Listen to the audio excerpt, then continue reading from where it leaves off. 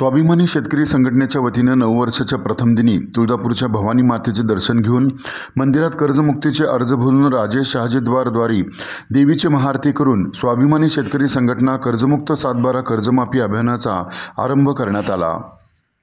महाराष्ट्रात आमचे नेते राजू शेट्टी यांच्या नेतृत्वात देशाचे पंतप्रधान व मुख्यमंत्री यांना 2 लाख शेतकऱ्यांचे कर्जमाफी अर्ज जमा करून दिले जाणार असल्याचे संघटनेचे युवा प्रदेशाध्यक्ष दासोअण्णा इंगोले यांनी सांगितले। या अभियान कार्यक्रमात परभणीचे जिल्हाध्यक्ष किशोर ढगे, धाराशिवचे रवींद्र इंगळे, स्वराज्य संघटनेचे जीवनराजे इंगळे, जिल्हा अध्यक्ष धनाजी पेंदे, दुर्वास भोजने, नेताजी जामदाडे, अभिजित साळुंके, धनंजय जाधव, राजेंद्र हाके यांच्यासह स्वाभिमानी शेतकरी संघटनेचे पदाधिकारी, शेतकरी उपस्थित राहणार आहेत।